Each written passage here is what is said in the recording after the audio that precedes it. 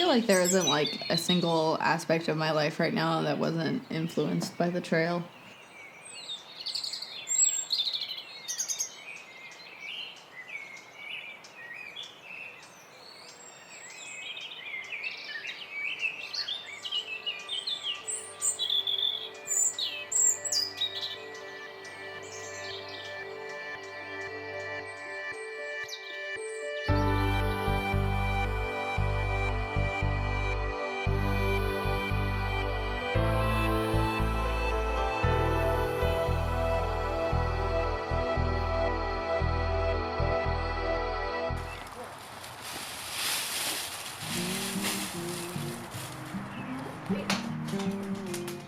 Sit. Good girl. Good girl. Lay. Lay. You can do it, Pop. Oh, lay. Lay. No. Lay. Lay. Good girl. Good lay. Okay, go get it. It fittingly is a Lazy Hiker brewing company, which is actually a brewery that I went to when I was on the trail. My name's Linnea, but my trail name is Shiver. My name is Zach. My trail name is Shoe Wizard. The reason that I acquired that trail name was because when I started the trail, I made the mistake of not bringing a sleeping bag with me. Oh gosh. Wait, she chose not to bring a sleeping bag? Yeah, that's why her trail name is Shiver. Oh my gosh. When people enter the trail, like it's kind of like a culture thing. You get a new name, and so people, if you introduce yourself to people, you're meeting new people, and you have a normal name, they're like, oh, you don't have a trail name yet, and people will try to give you a trail name. I was in high school, and I was like, I need to do something that's, for me. Just breaking out of society for half a year sounded pretty sick. I had started planning this thru hike and, figuring out, okay, what goes into it? How can I make this happen? And I was just ready to have an adventure.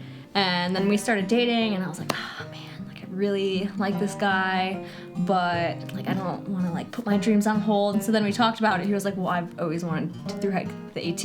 And so we were like, all right, we're doing it. Yeah, I was like, well, I want to tag along. Yeah. Here's some great pictures of Zach and I. We hiked together, sort of. Yeah, we hiked around each other for a couple months. And we were cool. We were buddies. Mm-hmm. We were great buddies. Mm-hmm. We were best friends. Were we? I don't know about that. No, we were pretty. We were best. I was cool with you. Best. No, we were friends. It was fun. Yeah. And then after We had some good moments. Yeah. So this is the AT. Here's the northern terminus, that big mountain that I was talking about. It's beautiful and a really climatic place to end. And here's where it starts, down at Springer Mountain, down in Georgia. And where I started was here, Pauling, New York. So I started here, took the train out from New York City, right around here, and took the train out, got out, hiked up to Maine, and then when I got there, I got a ride back down and took the train back there, and then hiked south, and I went south Buena to Vista.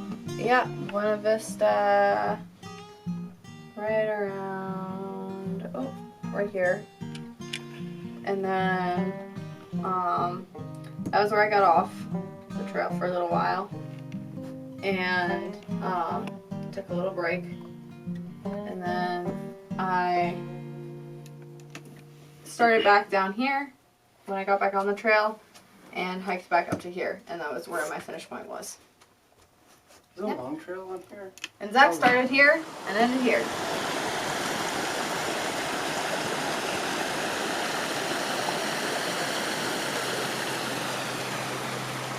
One of the things that you read a lot when you're researching is that there's no way that you could possibly physically train because the amount of like physical exertion and the type of activity that you're doing is like almost impossible to recreate.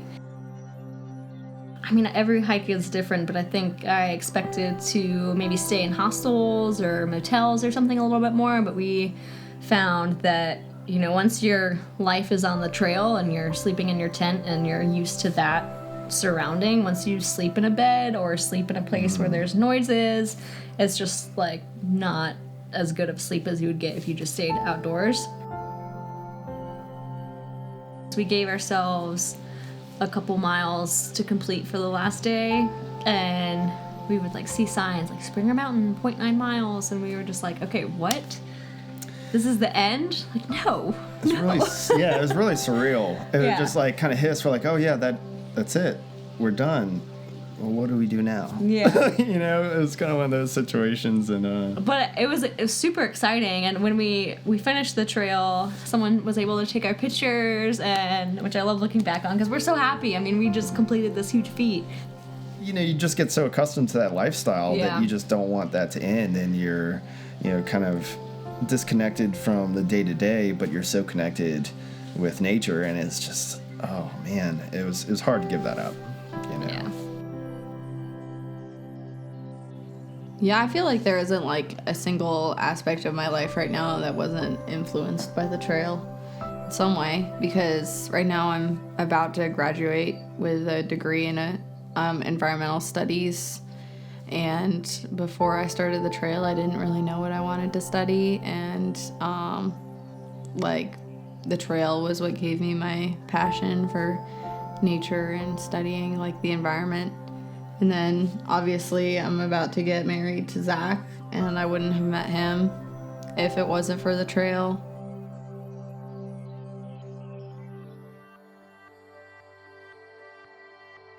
First of all, do it.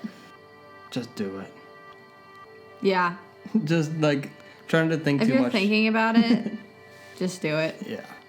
Anyone that has the slightest interest, you know, if you can make it, I mean, it is like a privilege to be able to do something like throughout the AT, because you have to take off time from work, you have to get all the gear, you have to take the time to do it, and that in itself is hard. But if you have that ability, just do it. Or even if, you know, you don't have some of those components together, like do it, and people will help you get there. Like people that you meet along the trail, again, the generosity, like they'll do so much to help you complete your journey.